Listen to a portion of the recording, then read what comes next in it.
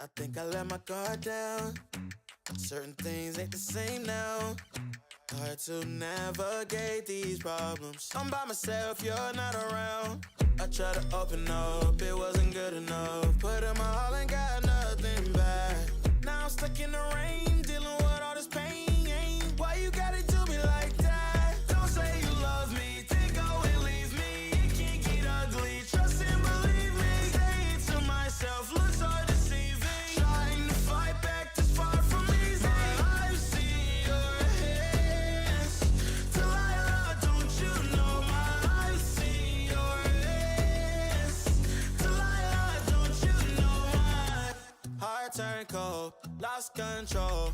Looking at this beautiful distraction. Fell in love with a fatal attraction. I really let my guard down, now relaxing. Why did I open up? She taking way too much. Put in my all and got nothing back.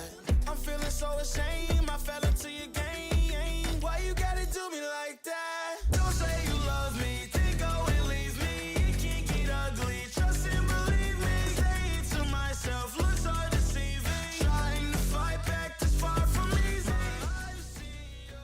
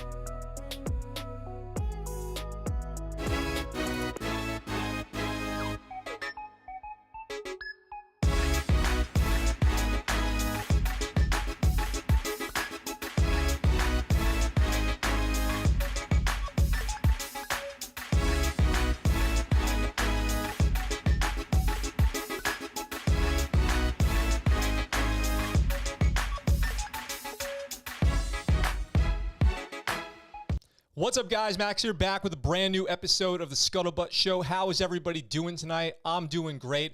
I hope wherever you are, whatever you're doing, you're having a great day. What's going on? I'm looking at my background right now, and I didn't hang my flag up properly. Hold on one second. Let me fix that.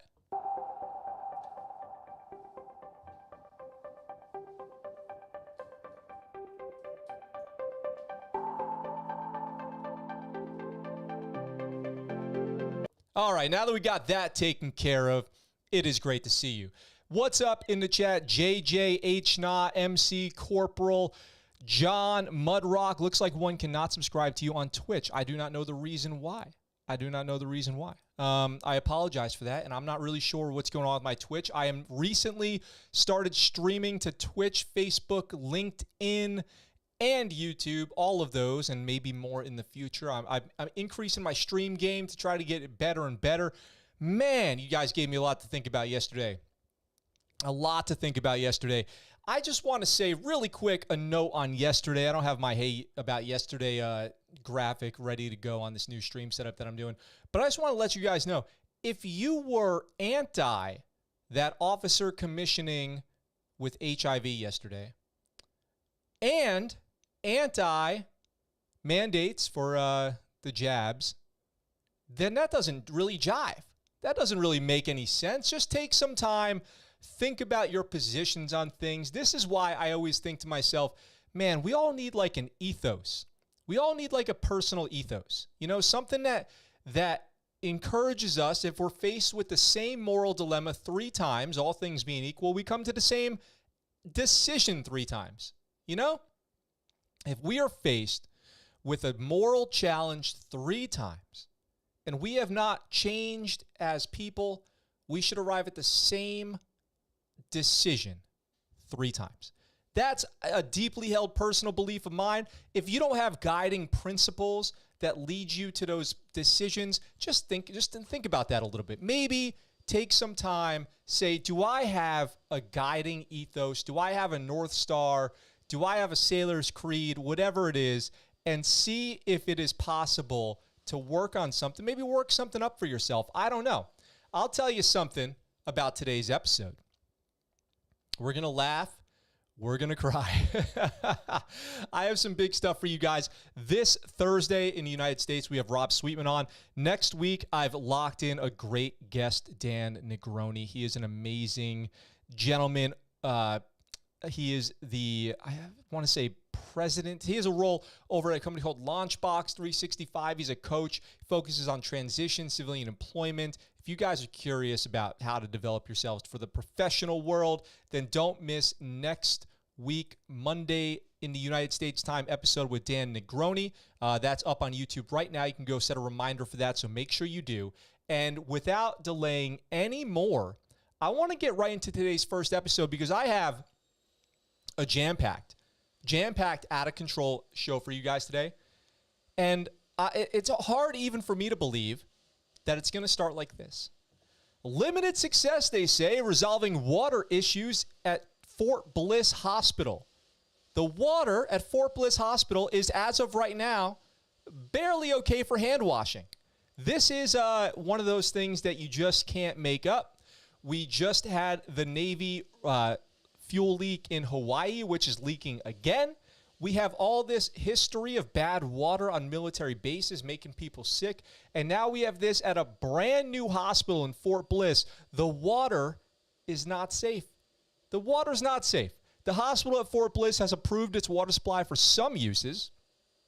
Hand washing. The hospital water, where you go to get better, is now barely okay for hand washing. The hospital at Fort Bliss has approved its water supply for some uses after flushing the pipes at the 9-month-old facility, but officials have not signed off on its uses for surgeries or drinking 4 days after declaring it unsafe, according to the West Texas Army base.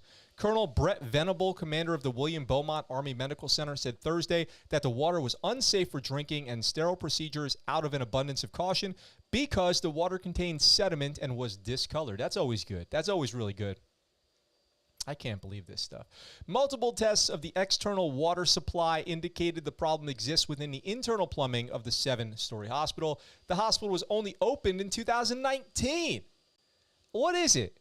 What is it about military leadership that when they're like, hey, sir, we're about to put you in charge of building a new building? He's like, I understand the assignment. Poison the water. Poison the well.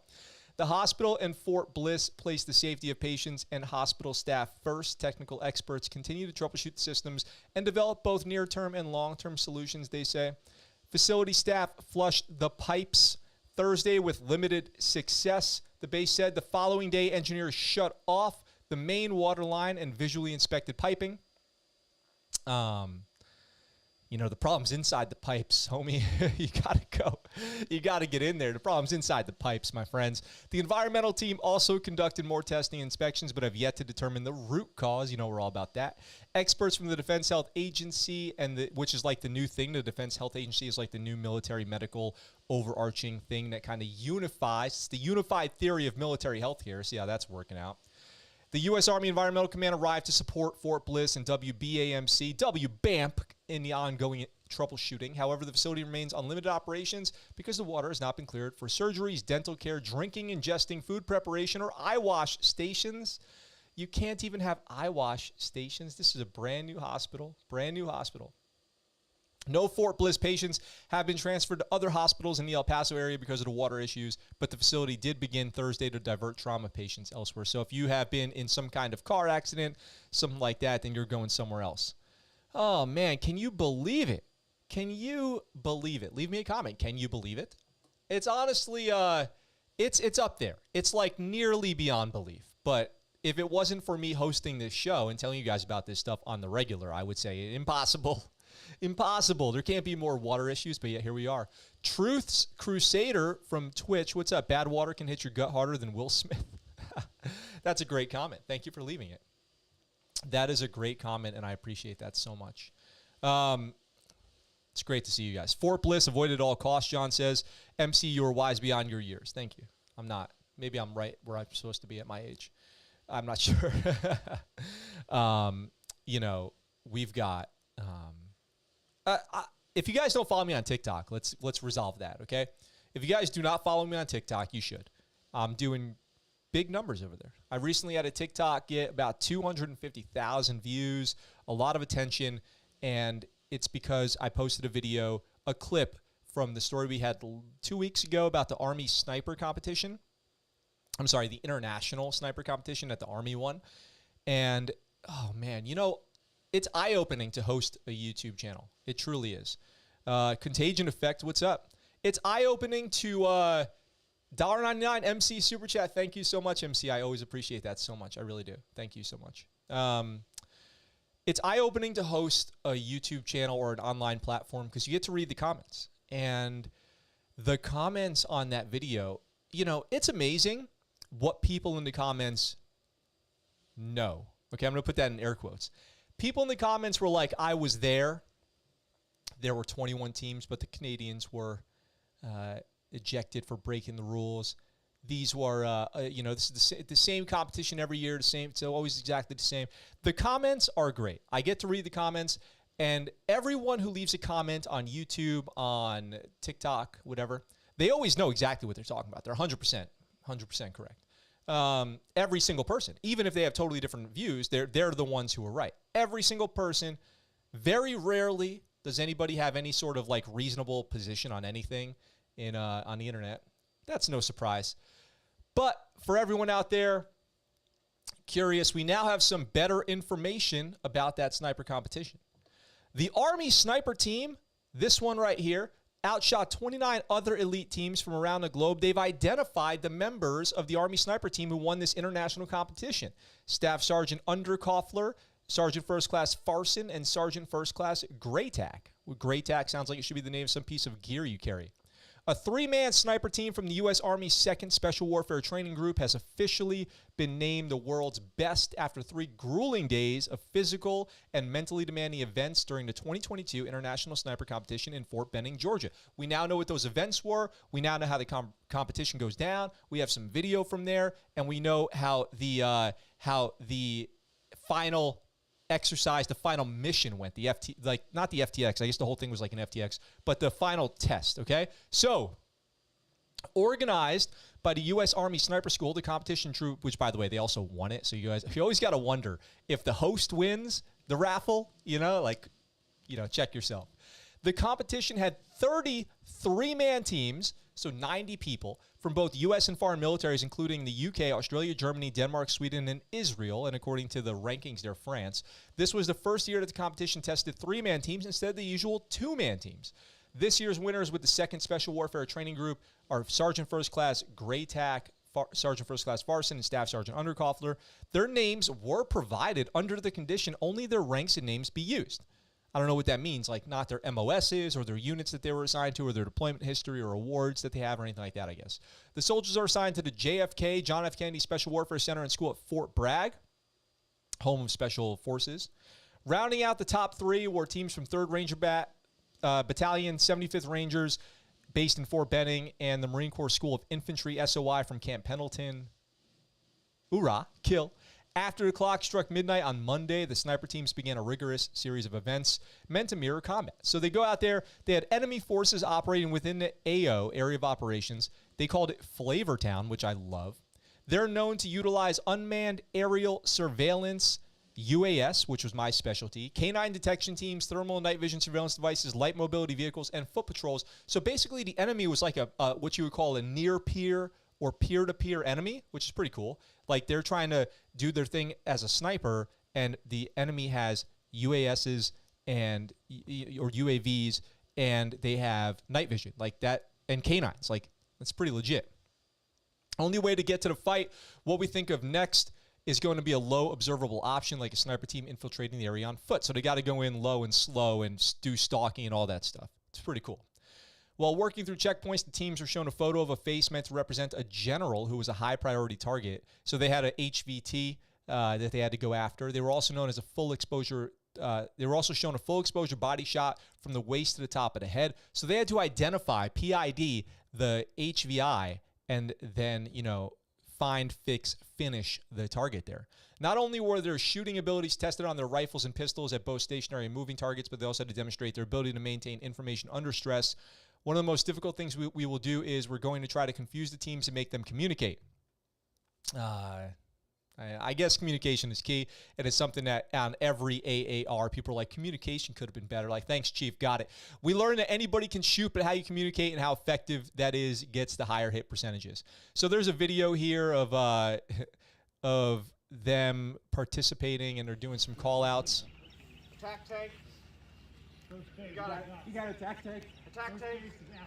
9 o'clock attack tank. Looks like a general hat. It is funny. I'll just say a really quick comment on this video here that they shared from the competition is that if you look at the guy laying prone there and you see his feet, do you see how his feet are parallel to the ground there as opposed to perpendicular? You want to keep your heels down. This is something that they teach you right when you start shooting in the prone.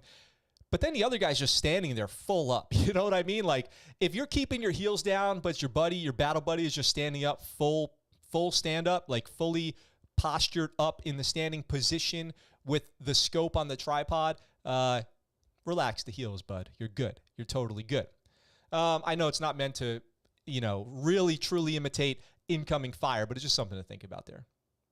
So during this competition, the teams got little sleep. They were mostly chugging energy drinks and eating MREs and granola bars. The competition got even more miserable on Tuesday due to ceaseless rain and thunderstorms. The weather was so rough that a scheduled stalking exercise had to be canceled due to tornado watches in the area.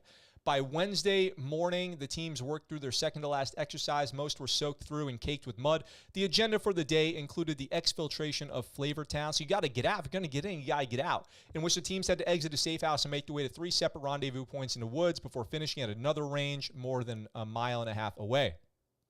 At the final event, the snipers had an opportunity to take out the HVT. They were showing a photo of, on the first day, the general and his entourage, including the driver, bodyguard, and deputy commander. So the way that they did this is they had photos placed on little moving mobile robot targets, which is now the new thing that they're using out at ranges. If you listen to the Scuttlebutt show, you know that.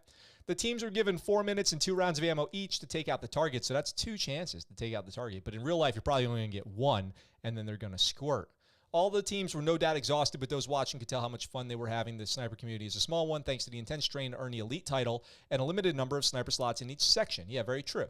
As one competitor who has to be identified only by his call sign Coyote put it, it's a game, and it's cool to see a lot of familiar faces from other competitions, seeing them out in the field all over. You're here to have a good time, he said. Sure, do you want to win? Who doesn't? But at the end of the day, we're having fun as a team. So there you have it. That is the whole story on the military sniper competition and who's best. We now know that these 3 are the best snipers in the world. I guess they can say that. Is that legit? Leave a comment down below. So, for everyone out there in the chat, let's talk about it. Truth Crusader says, define reasonable middle, like maybe a serial killer only accidentally offs his or her victims. No, what I mean is, when I say about comments in the comments section, unreasonable, what I mean is the just absolutism of every comment. Every comment in the comment section tends to be like, I know what I'm talking about. I am the expert because of my personal experience, and no one has anything to tell me.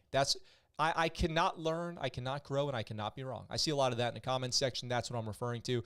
No left, right, middle type stuff there, although surely you could go there. That's true. But yeah, just something to think about. Contagion Effect says, would love to have you on our podcast. We focus on veterans affairs and giving the veterans a platform to share their stories.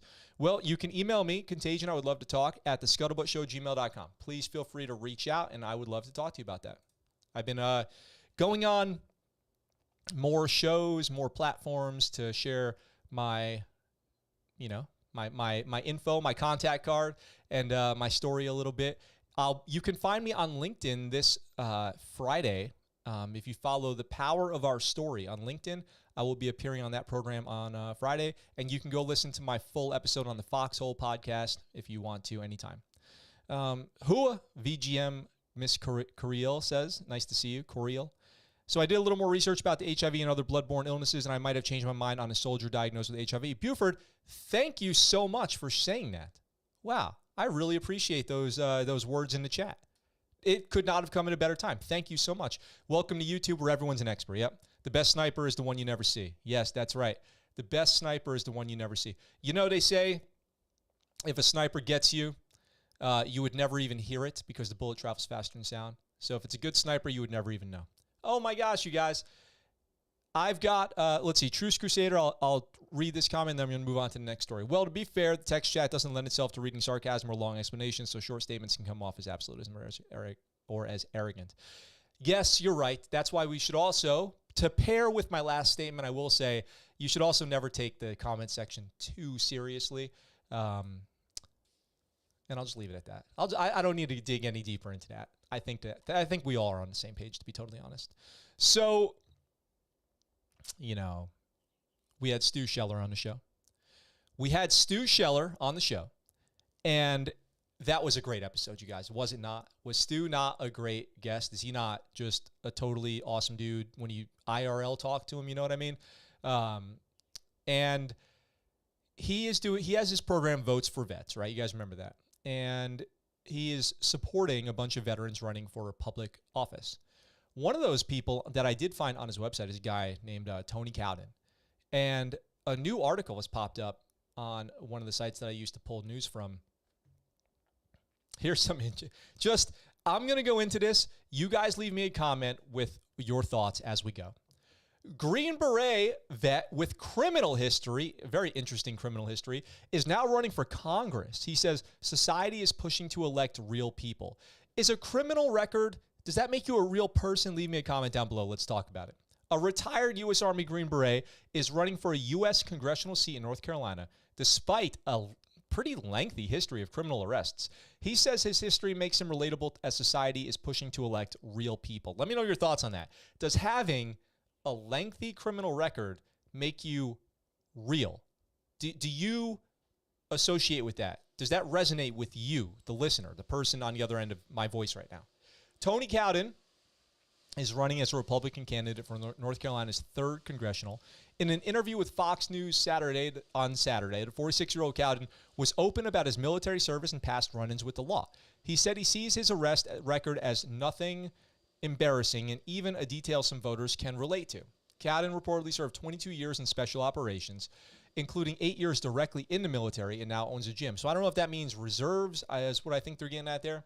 Between the 1990s and 2018, here we go with the criminal stuff. Cowden had been arrested for multiple offenses, including a DUI, a DWI, and driving without a license and damaging to personal property.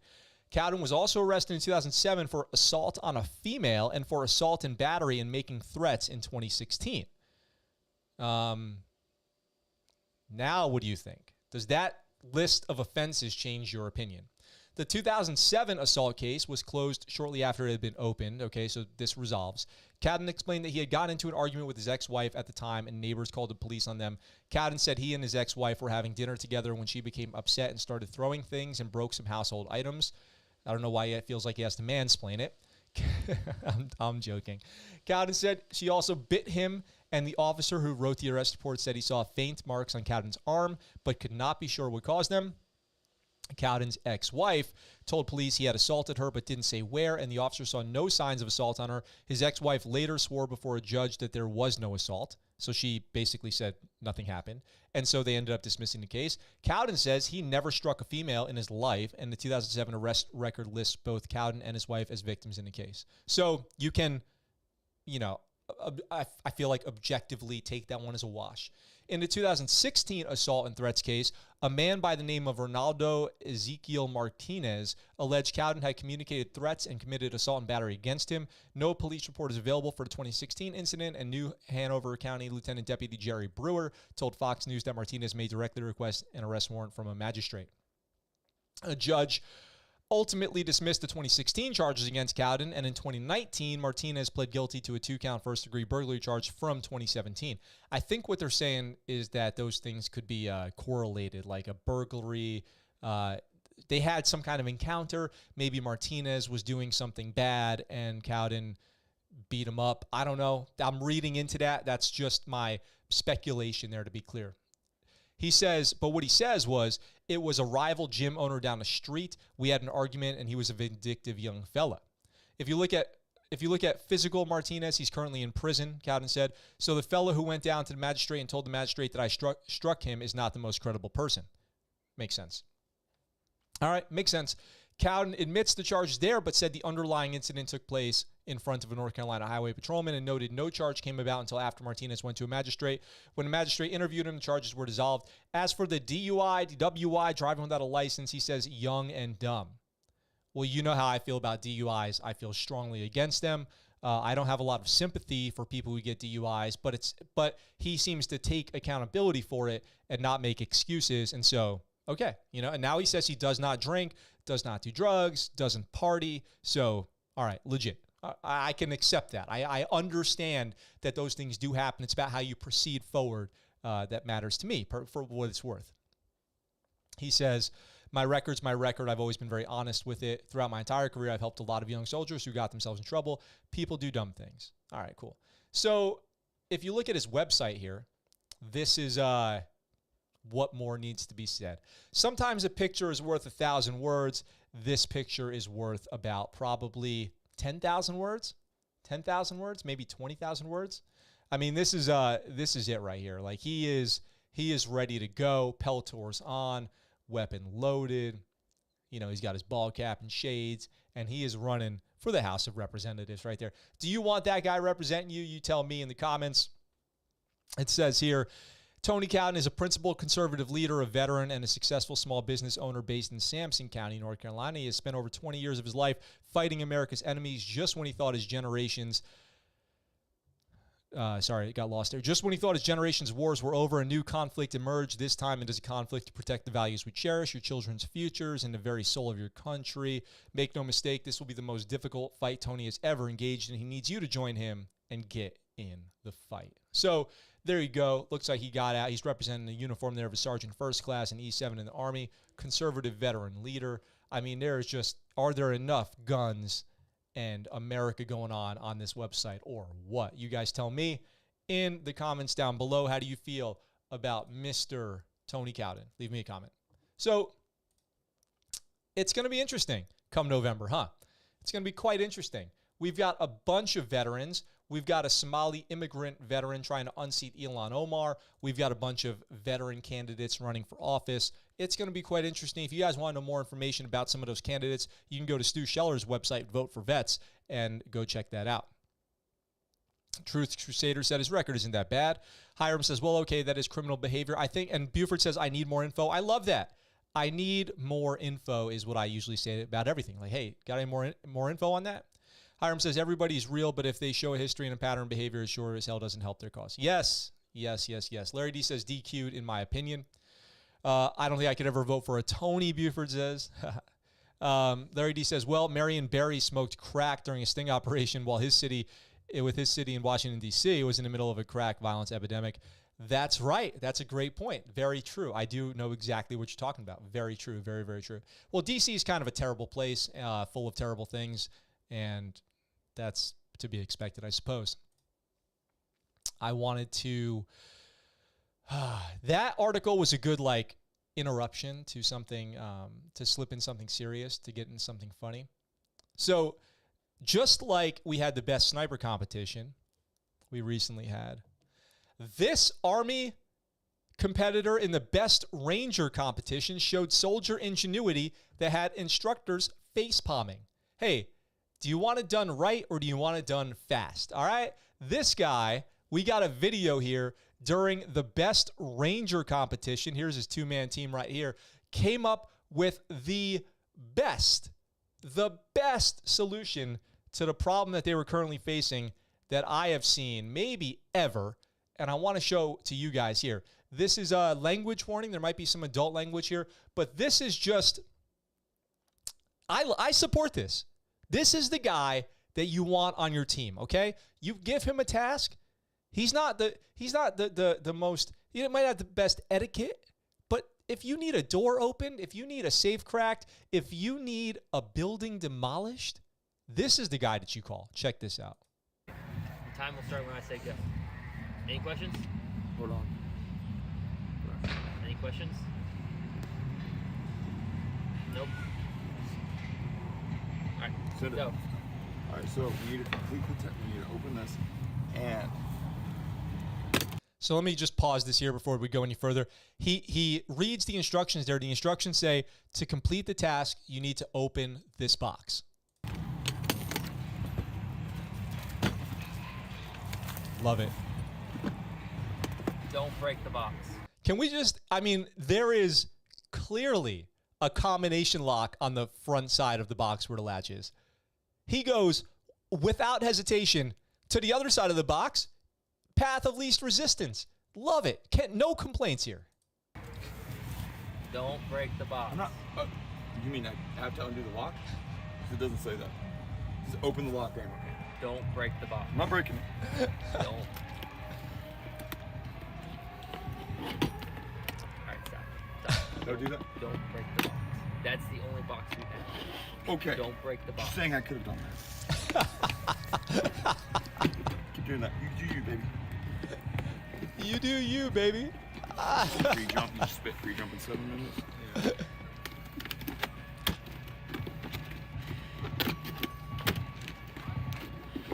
This is the best thing that I've ever seen. The face bomb. Can you be mad at it? Can you really be mad at it? What do you guys think? Leave me a comment. Is there any reason to be upset at this guy at all? Or is he the guy you want on your team? I got to know what you think. Oh my gosh. It says, you know, the article just says that he, you know, jumped directly to the forceful entry, which is genius, On Sunday, McCain's mom, Luann, said she wasn't surprised a bit. She says, that's just him. He's just like, well, technically it doesn't say I need to unlock this lock. That's just Bob. Like, that's not the easiest way to do it, so I'm just going to pry it open and stick my hand in there. Yeah, absolutely. Absolutely. The soldier who put the mystery event together, Captain Sean Gardner with the Airborne and Ranger Training Brigade, said the event was inspired by his love of escape rooms. He chose something from a local escape room in Georgia that he thought would be challenging and worked backwards, a 5-digit Army word that could be used for to lock the rank of major, and then a famous major with Ranger ties, Robert Rogers, who led Rogers Rangers during the French and Indian War. McCain and Peterson ultimately decoded the message and completed the task, and they weren't penalized for the creative assessment there of the task. So they came in, they ended up coming in. Let's see, they did not win. They ended up coming in like 14th or something like that. Let's see if I can find that here. They did not win. They came in 14th out of 51 teams, but they won our hearts over. All right, 14th out of 51, but they won the Spirit Award. All right, Mr. Congeniality over there. What do you guys think? Leave me a comment. I love it. Buford, don't break the box. Sir, I'm just disassembling the box. We can put it back together after this, yes. Let's see. Well, he didn't break the box, John says. Truth Crusader says whatever works. Absolutely. MC says innovation. Larry D says haircut looks out of regs. Well, not for Ranger Battalion.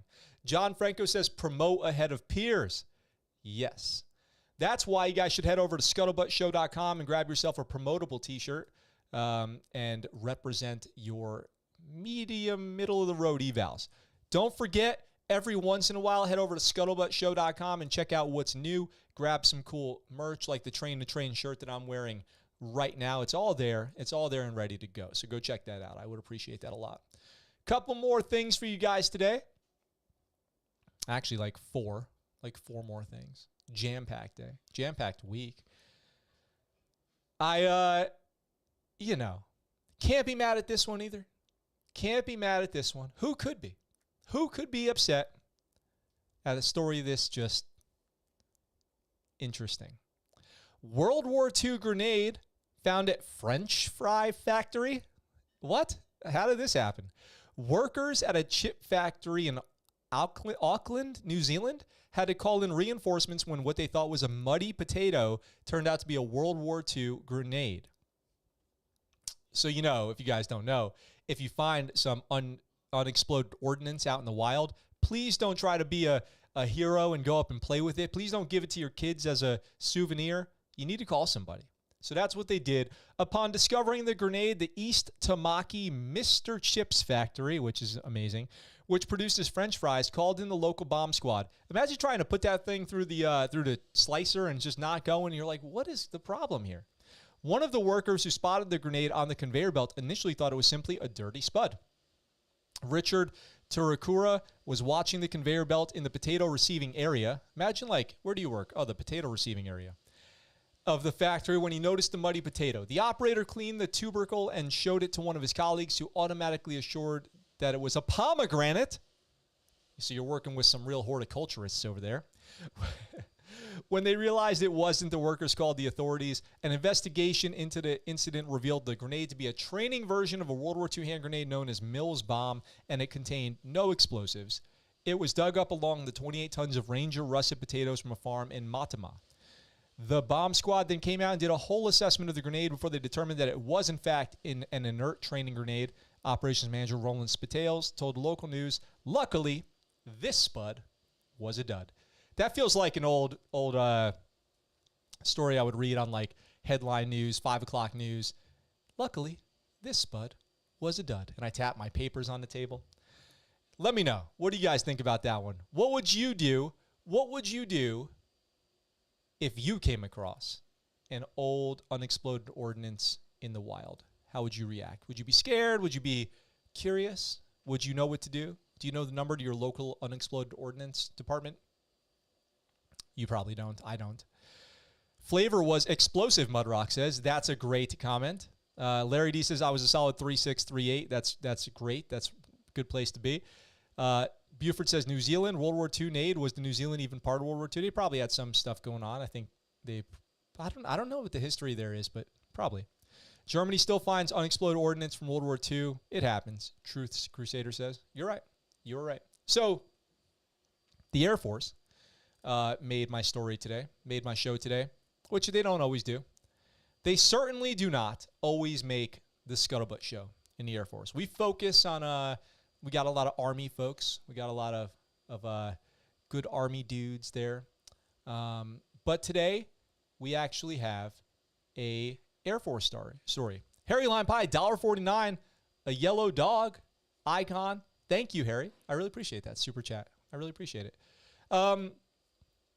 Actually, let me do this. I seem to have misplaced my Air Force article, so bear with me 1 second, and I will recall it. Oh God, what have I done? Let's see. Here we go. All right, we're good. I totally got back in the game here. Truce Crusader says some munitions have a rotation counter, enough flips, and they will go off in your hand, so don't touch them ever. I didn't even know that. That makes sense, though, like ones that would fall from the sky or something or be thrown through the air. I actually, I'm not sure what models of explosives would have that. That's interesting. Thank you for sharing that. So let's get, I delayed enough, I think. My mistake. Let's get right into it. Airman wins paint scheme fan vote contest for NASCAR team car. So they let an airman, they had a competition, design the logo that they will put on a NASCAR car for an upcoming race. And this guy is the winner. Tech Sergeant in E6 in the Air Force, Andrew Brockman grew up watching NASCAR on Sundays with his father, being from Illinois, Southwestern. The opportunity to see and feel the speed and fury at an actual race seemed near impossible. On April 24th at Talladega Superspeedway, Brockman will get to experience the sights and sounds of a race for the first time while also cheering on a car with the paint scheme he helped to design. Brockman of 96 Maintenance Squadron Senior Munitions Inspector recently won the Petty Motorsports and Air Force-sponsored paint scheme fan vote contest. All submissions came from airmen. So they submitted their designs, and there was a vote. And with about 4,500 votes, this gentleman won. So let's take a look at his design. Now, right off the bat, right off the giddy up, I got to say, green? Come on, man. Come on, man. Green?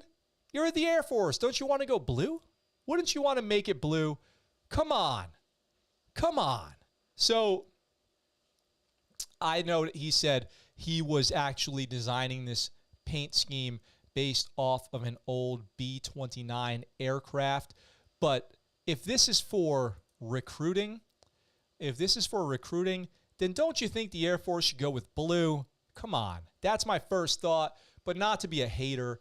Looking around the rest of it, I see just a lot of just logos everywhere. I mean, to me, while I'm not one to knock it, could I do better myself? I don't know. Not saying that. What I will say is it feels like a bunch of individual components placed together to make the car full of Air Force stuff. And then if you took away the Air Force logo, the words Air Force, the Air Force writing on the back bumper, all that stuff, it would probably be more enjoyable to me. Like, I just like the green. I think the orange kind of clashes with the green on the roof, to be totally honest. While I'm not a fan of the color choices, kind of at all, of anything but the, well, I guess the green is okay, but out of the context of the Air Force, even the gas cap has like the green logo around it, probably something to do with like fueling the aircraft. I don't know. I don't love it. I'm going to be honest. I don't love it. Let me know what you guys think in the comments down below. This is, it's, I don't know. I don't know what I think about it. I mean, good job. Congratulations. Bravo, Zulu. But do I love it? I don't think that I love it. I don't think that I love it. That's okay. I don't need to love it. Who am I? I don't even watch NASCAR. What business do I have? I don't know. Here's what I do know. Here's what I do know. If you're making it for recruiting, then it should be instantly recognizable to the layperson, the civilian. And when I think Air Force, I think blue. That's why I say that. Air Force potential candidates in high school, they probably don't know about old airplanes. They probably don't. Now, we've seen other branches recently try to appeal to the younger generation. The Emma commercial from the Army. The poster for the Marine Corps, where some Marine Corps, colonel went up to some young person and said, hey, can you make a new Marine Corps recruiting poster? Can you make it a NIME? And the guy goes, a NIME? A NIME? What are you talking about? He goes, a NIME, like the cartoons that the kids are watching. He goes, do you mean anime? The general goes, whatever. You know what? Turn the whole thing into a mango. A mango? What do you, wait, do you mean manga? Yeah, whatever the kid's like, man. All right, Sergeant, just make it. And the sergeant goes, wait, I'm a staff sergeant. And he goes, not anymore. I just demoted you. I demoted you because you didn't make it in a NIME and you didn't make it a mango. And that's how I roll. And now, you know what? I'll give you one chance to redeem yourself. Bring me your children. Now, that took a turn, didn't it? I bet you guys weren't expecting that. I only bring it up because if there's one thing that this show is getting kind of sick and tired of, stories like this. Civilian Army leader led child no-no stuff ring and risked U.S. security. And why does his mugshot look like he's getting a haircut? What is going on with this mugshot right here? This is the story that I said I was going to save you guys the trouble of yesterday. I couldn't hit you guys with this yesterday after all the other crazy stuff that we had. But today, we're finally going to talk about this guy. And this guy is David Frodsham.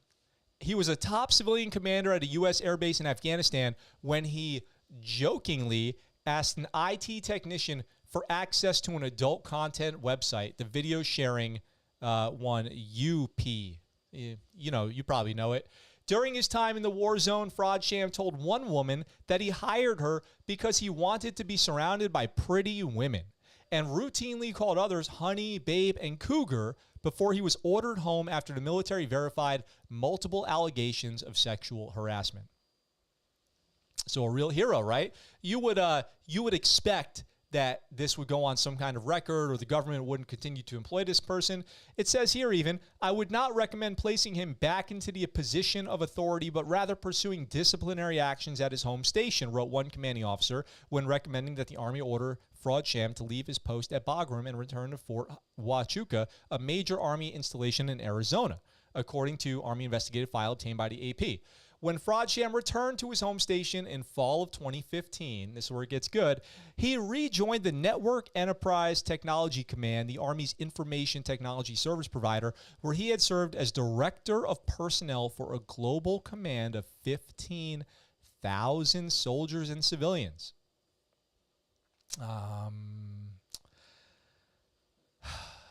By spring of the following year, whatever happened to back in the day of like, can you list 3 former employers that we can contact?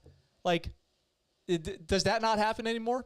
How come if I want to go get a job back at Dunkin' Donuts, I've got to list my last 4 bosses and they call them and ask about my tardiness? But they do not have the time to make a phone call to Afghanistan and say, hey, was this guy by chance a monster? You know, you just can't be bothered. By spring of the following year, he was arrested in Arizona for leading a child a child sex abuse ring that included an Army sergeant who was posting child adult content to the internet. Among the victims was one of Fraudcham's adopted sons. And that's where it starts to get really sick. Fraudsham pled guilty to sex abuse charges in 2016 and is serving a 17-year sentence, but records reviewed by the AP show that the U.S. Army and the state of Arizona missed or ignored multiple red flags over more than a decade, which allowed him to allegedly abuse his adopted son and other children for years, all while putting national security at risk. So how do you put national security at risk, you might ask? The state permitted and we'll get to that. The state permitted Fraudsham and his wife Barbara to foster, adopt, and retain custody of their many children despite nearly 20 complaints and attempted complaints of abuse, neglect, maltreatment, and licensing violations. Meanwhile, the Army gave Fraudsham security clearances and sensitive jobs at a time when his illicit practices made him vulnerable to blackmail. So literally the number one thing that they look for when they assess are you a national security risk is your vulnerability to blackmail. It is the number one thing, okay? Your vulnerability to blackmail, or secondly to that maybe, your financial security, because you could be swayed by offering money. So if you're $180,000 in debt and you're getting your home foreclosed upon, all this stuff, and somebody from a adversarial country comes and says, hey, I'll give you $1 million for just, the blueprint of this submarine, you might go, look how many of my problems that would solve. You might be more prone to considering it. So those are the 2 things that they really take a look at.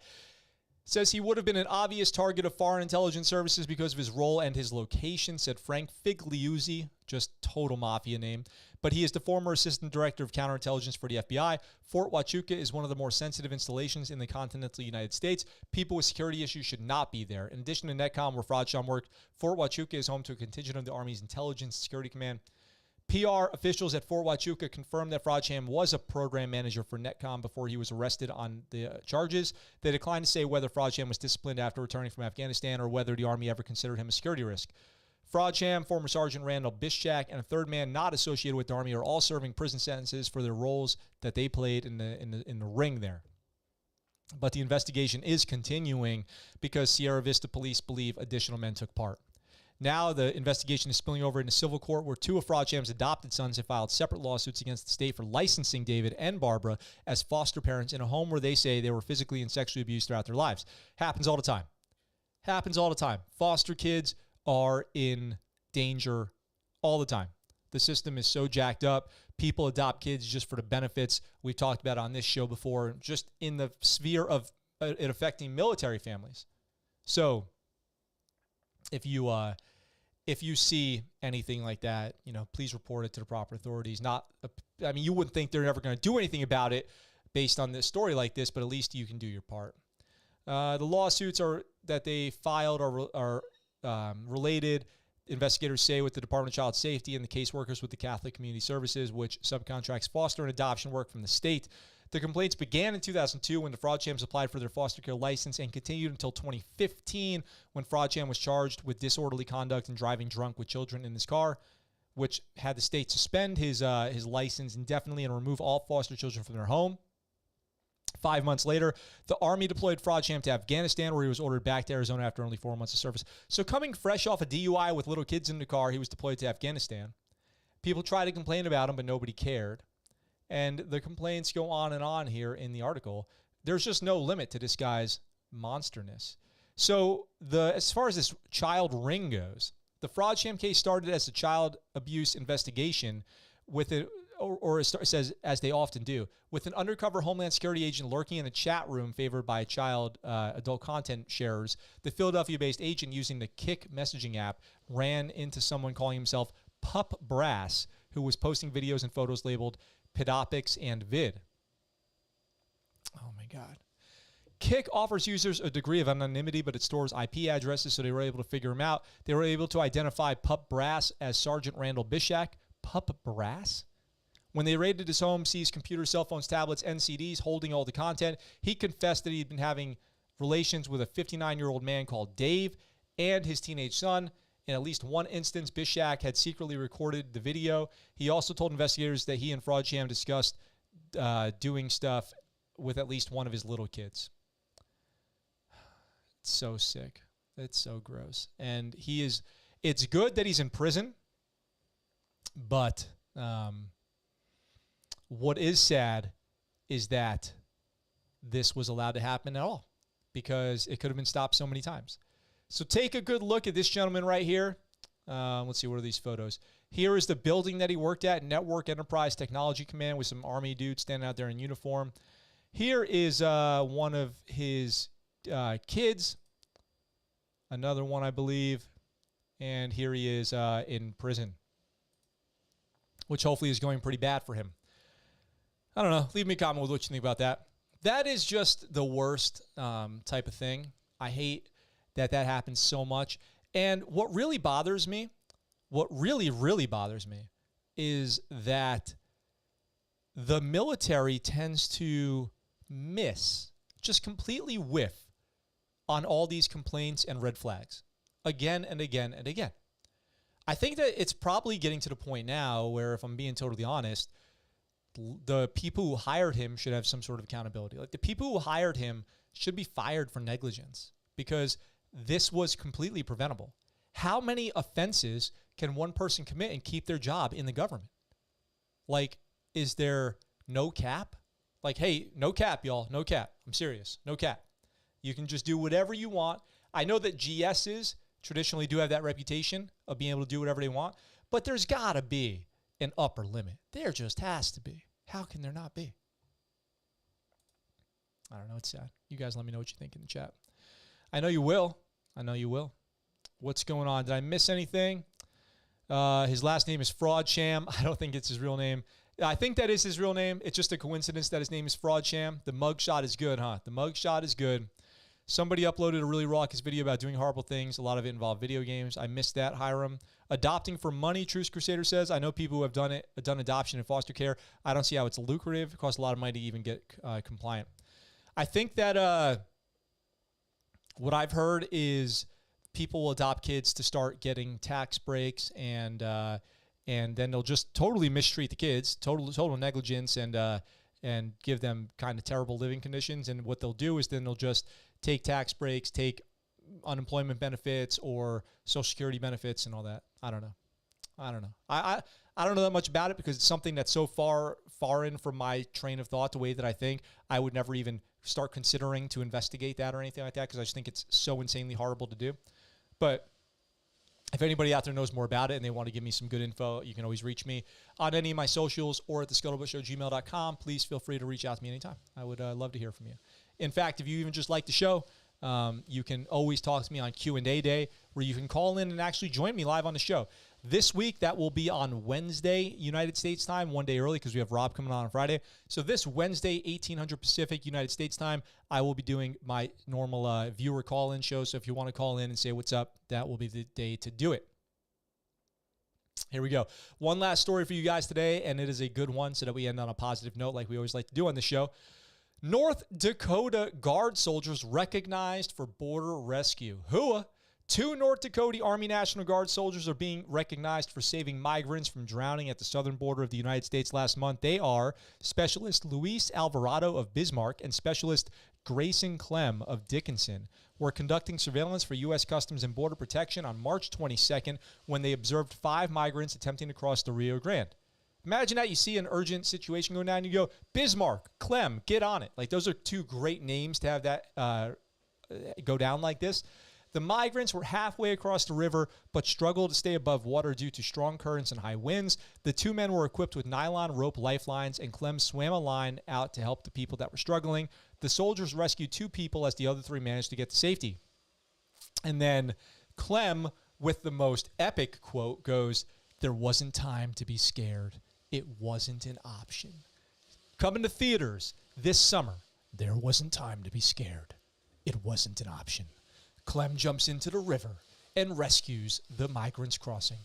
Alvarado and Clem are assigned to the North Dakota National Guard's 957th Engineer Company. I have a hard time reading numbers on this show. And have been part of their Southwest border mission since the fall of 2021.